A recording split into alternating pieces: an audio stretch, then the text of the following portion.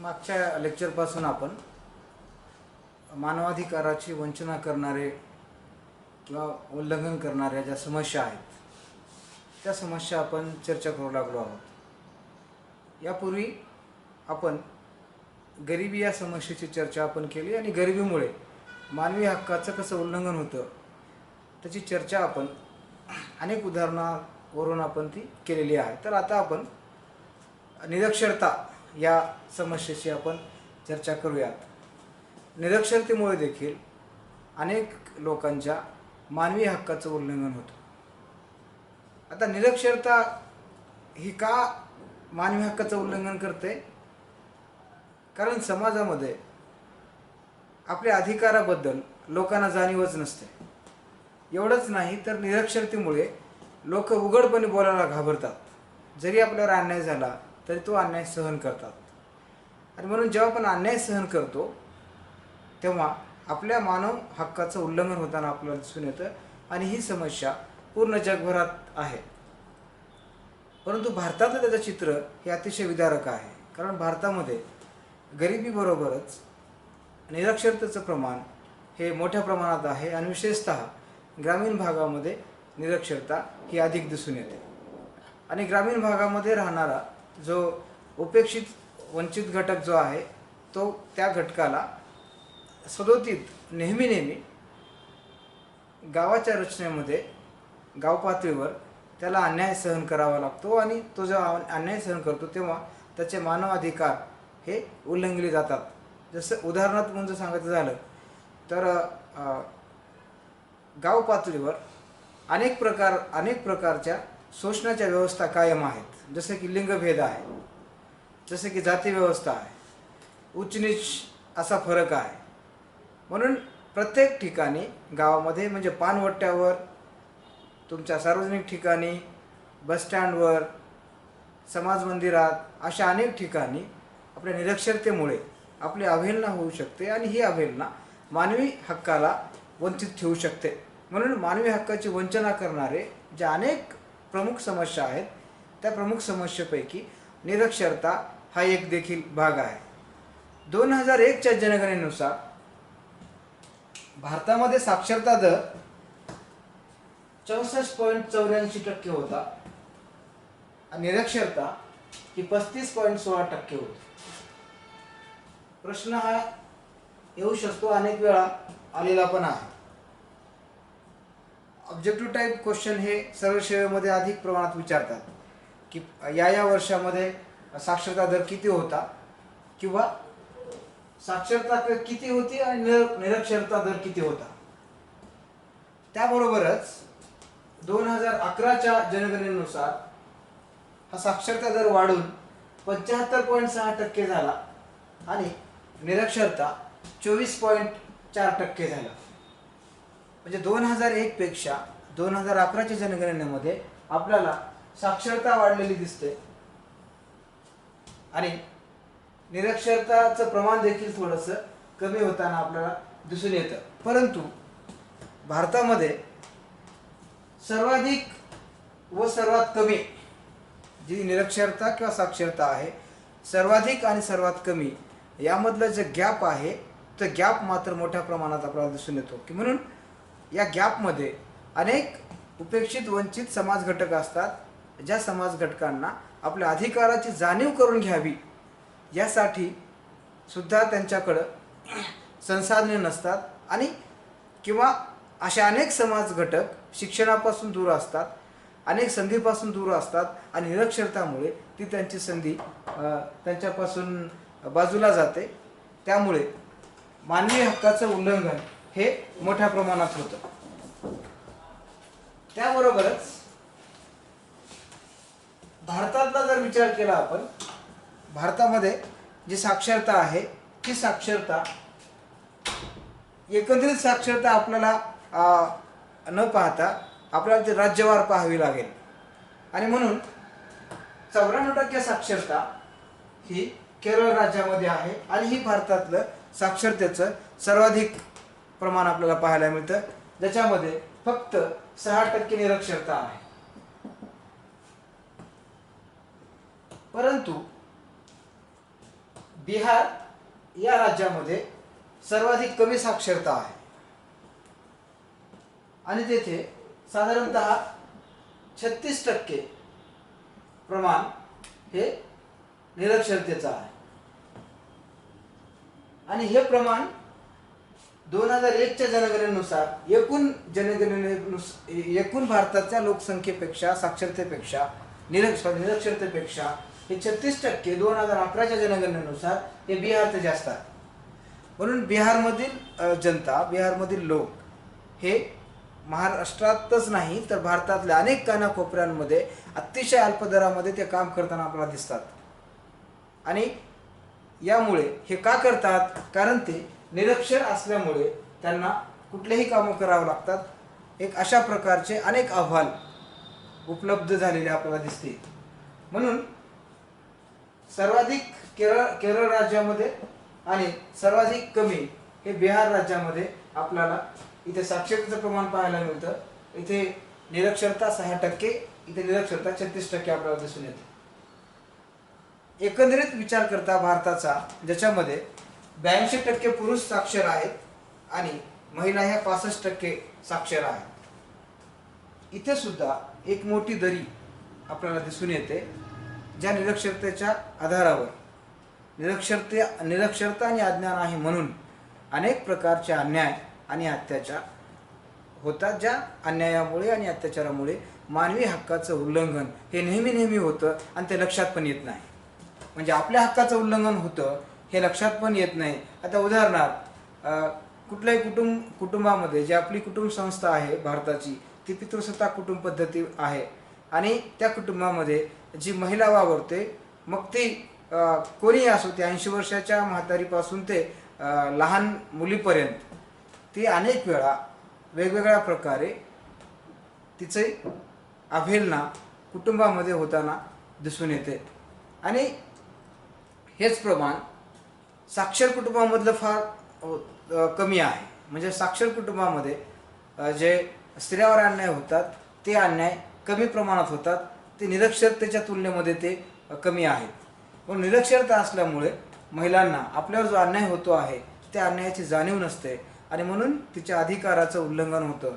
त्याचबरोबर गावकुसात राहणाऱ्या अनेक बारीक जाती समूह, भटके विमुक्त या समाज घटकाचं सुद्धा अज्ञानतेमुळे त्यांच्या हक्काचं उल्लंघन होताना आपल्याला दिसून येतं. आणि साक्षरता का महत्त्वाची आहे? कारण ही साक्षरता लोकशाहीचं यश देखील साक्षरतेवर अवलंबून आहे. आपण असं म्हणतो की विकसित राष्ट्राच्या लोकशाही या सक्षम आहेत. ते का सक्षम आहेत? कारण तिथले नागरिक हे बहुतांश साक्षर आहेत. त्या नागरिकांना आपल्या देशातील राजकीय व्यवस्था, सामाजिक आर्थिक व्यवस्था ही कशी कार्य करते, त्याच्या विकासामध्ये आपली काय भूमिका आहे याची जाणीव तेथील शिक्षणामुळे त्या नागरिकांमध्ये येते. आणि म्हणून नागरिक आपली भूमिका शासनाबद्दलची, राजकीय व्यवस्थेबद्दलची ते खुल्या पद्धतीने व्यक्त करतात. तशी परिस्थिती विकसनशील राष्ट्रांमध्ये, विशेषतः भारतामध्ये आपल्याला पाहायला मिळत नाही. म्हणून कधी असं वाटतं की लोकशाही म्हणजे काय? की लोकशाही म्हणजे फक्त 2-3च दिवस, ज्या दिवशी मतदान असतं आणि जो माणूस बोटावर शाही लावतो ते शाही म्हणजे लोकशाही आमच्यासाठी. कारण एरवी आम्ही शासनाला कधी प्रश्न विचारत नाही, आमच्यावर होणाऱ्या अन्यायाबद्दल आम्ही कधी त्याला वाचा फोडत नाही, किंवा आम्हाला अभिव्यक्ती स्वातंत्र्य असून देखील आमच्या हक्काचं उल्लंघन होतंय याची जाणीवसुद्धा आम्हाला अनेक वेळा होत नाही. आणि हे कशामुळे होतं? आपण निरक्षर असल्यामुळे. राजकीय व्यवस्था म्हणजे शासन काय निर्णय घेते, शासनाची जबाबदारी काय आहे, लोकप्रतिनिधीची जबाबदारी काय आहे याची जाणीवच आपल्यापर्यंत पोहोचत नाही किंवा ती आपल्याला येत नाही. म्हणून या दृष्टीने लोकशाहीचं यश हे अनेक दृष्टीने महत्त्वपूर्ण आहे, ज्याच्यामध्ये साक्षरता महत्त्वपूर्ण आहे. बघा की जगभरामध्ये ज्या विकसित लोकशाही आहेत त्या लोकशाहीने टप्प्याटप्प्याने त्यांच्या शासन व्यवस्थांमध्ये बदल केलेला आहे. मग 3 प्रकारच्या लोकशाही आहेत. एक विकसित लोकशाही, ही लोकशाही पाश्चात्याची आहे. यामध्ये ब्रिटन, अमेरिका, स्वित्झर्लंड इत्यादी राष्ट्रांचा समावेश होतो. दुसरी लोकशाही आहे महाद्वीपीय. यामध्ये समावेश होतो इटाली, फ्रान्स या देशांचा. आणि जी तिसरी लोकशाही आहे ती म्हणजे विकसनशील आहे. आणि या विकसनशील लोकशाहीमध्ये कोण येतं तर भारतासारखे देश येतात. आता प्रश्न असा निर्माण होतो की या देशांमधले जे संघर्ष आपण पाहतो, जसं की उदाहरणार्थ ब्रिटनची राज्यक्रांती 1688 पासून आपण गृहीत धरतो, परंतु तिचा उगम आपल्याला 1215 पासून पाहावा लागतो. अमेरिकन स्वातंत्र्याचा जाहीरनामा किंवा या महाद्वीपीयमध्ये फ्रान्सची लोकशाही, जर्मनीमधला वायमर सत्ता आणि दुसऱ्या महायुद्धानंतर जे देश स्वतंत्र झाले, साधारणतः दुसऱ्या महायुद्धानंतर 60 देश स्वतंत्र झाले. विकसनशील राष्ट्रामधले लॅटिन अमेरिका, आशिया आणि आफ्रिका खंडातील 60 देश स्वतंत्र झाले. यापैकी बहुतांश देशांनी लोकशाहीचा मार्ग स्वीकारला. परंतु लोकशाहीच्या मूल्यांसाठी आवश्यक असणारी परिस्थिती या देशांमध्ये ही लवकर विकसित होऊ शकली नाही. याचं कारण आपलं अज्ञान, आपल्या परंपरा आणि आपली जी एकंदरीत सामाजिक, सांस्कृतिक, राजकीय जी पार्श्वभूमी आहे, आर्थिक पार्श्वभूमी आहे, त्या आर्थिक पार्श्वभूमीमध्ये पाहायला मिळतं. म्हणून आपल्याकडं लोकशाही ही का ग्रासरूटपर्यंत जाऊ शकत नाही, त्याचं मूळ कारण आहे आपलं अज्ञान. खरं तर घटनेमध्ये टी टायर स्वीकारलेला आहे, केंद्र, राज्य आणि स्थानिक.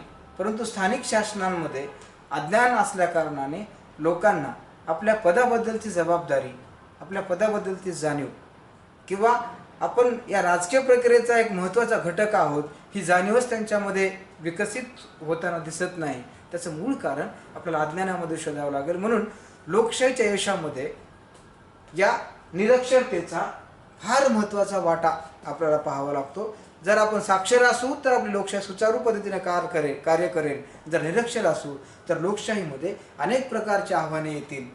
त्या आव्हाने तुम्हाला कायदे निर्माण करण्यासाठी देखील तुमच्या आव्हाने निर्माण करतील. आणि जर कायदे नीट निर्माण होऊ शकले नाहीत तर तुमच्या आमच्या हक्काचं संरक्षण करणारी जी यंत्रणा आहे ती यंत्रणा आपल्यापर्यंत पोहोचतच नाही. म्हणून लोकशाहीच्या यशासाठी साक्षरता ही अधिक महत्त्वपूर्ण आहे. आणि याचं उदाहरण म्हणजे आपण केरळ बघा. केरळ हे का विकसित आहे? कारण अधिकाधिक का विकसित आहे? तिथे 94% लोक साक्षर आहेत. म्हणून ते इतर राज्यापेक्षा ते अधिक सुधारलेलं राज्य आहे. त्यातलं अधिकाधिक लोक हे परराष्ट्रामध्ये ते नोकरीला आहेत. त्याचा अधिक त्या राज्यातले नागरिक हे परदेशामध्ये नोकरीनिमित्त जातात. आणि हे कशामुळे झालं तर तिथल्या साक्षरतेच्या प्रमाणामुळे ते अधिक यशस्वी होऊ शकलं. म्हणून आज केरळ राज्य हे भारतातलं यशस्वी राज्य म्हणून आपण विचारात घेतो. त्याचं एकमेव कारण आपल्याला साक्षरतेत शोधावं लागेल. आणि जिथं आपण साक्षर असू तेव्हा आपल्यावर होणाऱ्या अन्यायाला, आपल्यावर झालेला जो अन्याय आहे तो अन्याय कसा चुकीचा आहे हे बोलण्याचं धाडस हे शिक्षणाशिवाय येत नाही. म्हणून डॉक्टर आंबेडकर म्हणाले होते की शिक्षण हे वाघिणीचं दूध आहे. त्याचं कारण तुम्हाला तुमच्यावर जो होणारा अन्याय आहे तो अन्याय तुम्हाला कळतो. आणि म्हणून जेव्हा अन्याय कळत नाही त्याचं कारण आपण निरक्षरतेमध्ये आपल्याला शोधावं लागतं. आणि तेव्हा आपण सक्षम असू शकत नाही. निरक्षर असाल तर आपण सक्षम असू शकत नाही. कारण मुळात आपल्यावर जो अन्याय होतो तो कशामुळे होतो, त्याची कारणं काय, त्याचे कारण भाव आपल्याला शोधता येत नाही. आणि मग आपण इतरांनी सांगलेल्या गोष्टीवर आपण ते भरोसा ठेवतो आणि मग अनेक वेळा आपल्यावर अन्याय होतो हेच आपल्याला कळत नाही. त्याबरोबरच निरक्षरतेचा भारतीय विकासावर फार मोठा परिणाम झाला आहे. आता तो कसा झाला तर भारतात दरवर्षी कुशल कामगार नसल्यामुळे किंवा कौशल्य ज्ञान नसल्यामुळे नुकसान कितीचं होतं? 53 अरब डॉलर एवढं दरवर्षी नुकसान भारताचं होतं. आणि साधारणतः जवळजवळ 27 खरब एवढं नुकसान निरक्षरतेमुळे भारताचं होतं. म्हणजे काम करण्यासाठी जे टेक्निकल काही बाबी लागतात है ना, ज्याला आपण कुशल आणि अकुशल म्हणतो. आपल्याकडे अकुशल कामगार भरपूर आहेत, पण कुशल कामगार हे आपल्याकडे कमी आहेत. आणि त्या कुशल कामगार नसल्यामुळे किंवा कौशल्य ज्ञान नसल्यामुळे अनेक प्रकारच्या आव्हानांना तोंड द्यावं लागतं. आणि ते म्हणजे साधारणतः दरवर्षी 53 अरब डॉलर हा आकडा साधारणतः 2017-18चा हा आकडा आहे. एवढं नुकसान आपलं दरवर्षी होतं. आपल्यानंतर चीनचा नंबर लागतो, परंतु भारताची तुलना कुठल्याही देशाशी आपण करता येत नाही निरक्षरतेच्या बाबतीमध्ये. त्याबरोबरच नंबर 3ला रशिया आहे, जे रशियाचं 28.48 अरब डॉलर अज्ञानामुळे नुकसान होतं विकासामधलं. आणि 4थ्या नंबरला ब्राझील आहे, त्याचं 27.41 अरब डॉलर नुकसान होतं. म्हणून निरक्षरता ही फक्त एका व्यक्तीच्या अधिकाराचं उल्लंघन करते असं नाही, तर ती पर्यायाने एका समुदायाचं, एका समाजाचं, एखाद्या राज्याचं, एखाद्या राष्ट्राचं नुकसान देखील ती करू शकते. आणि जेव्हा ही निरक्षरता अधिक प्रमाणात वाढते तेव्हा मोठ्या प्रमाणात त्या व्यक्तीचं, त्या समाजाचं, त्या समुदायाचं, त्याच्या मानवी हक्काचं उल्लंघन होतंय हे आपल्याला लक्षात सुद्धा येत नाही.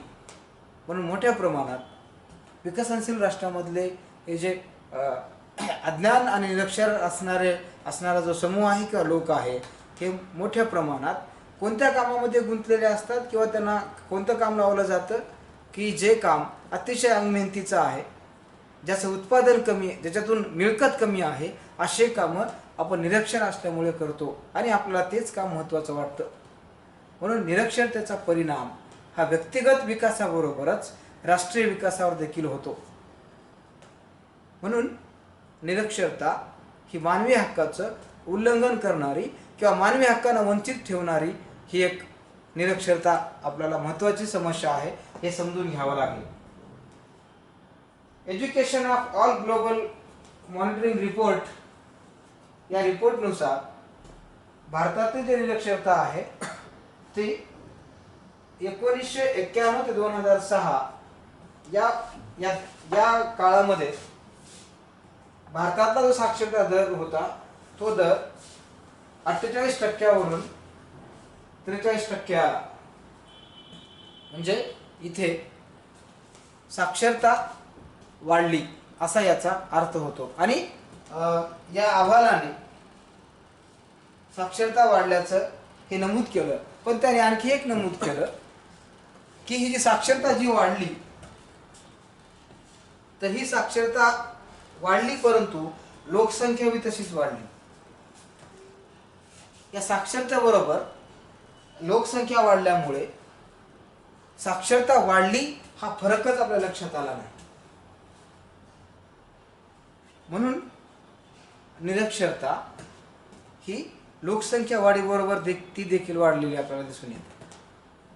ही निरक्षरता गरिबी वाढली तशीच आपल्याला ही पण वाढलेली देखील दिसून येते. म्हणून निरक्षरता हे प्रमुख कारण आहे की ज्या कारणामुळे मानवी हक्काचं उल्लंघन होतं. हे झालं भारताच्या दृष्टिकोनातून. आंतरराष्ट्रीय राजकारणात सुद्धा निरक्षरता ही प्रमुख समस्या बनलेली आपल्याला दिसून येते. म्हणून निरक्षरतेच्या संदर्भात 70च्या दशकांमध्ये आंतरराष्ट्रीय पातळीवर निरक्षरता दूर करण्यासाठी अनेक प्रकारचे प्रयत्न झालेले आहेत. आणि मग ते प्रयत्न UNच्या व्यासपीठावरून, युनेस्कोच्या व्यासपीठावरून किंवा इतर अनेक देशांच्या पुढाकारातून निरक्षरता निर्मूलनाचा कार्यक्रम हाती घेतलेला आपल्याला दिसून येतो. सध्या जो भारतात निरक्षरतेचा जो दर आहे तो जर असाच राहिला तर आपण 2060 पर्यंत म्हणजे किती 2060 पर्यंत भारत साक्षर करायला वेळ लागेल आणि इतका प्रदीर्घ काळ जर वेळ लागत असेल तर या काळामध्ये मानवी हक्काचं उल्लंघन मोठ्या प्रमाणात होईल. तर आपण पुढील लेक्चरमध्ये याच्या राहिलेला भाग आपण पूर्ण करूयात.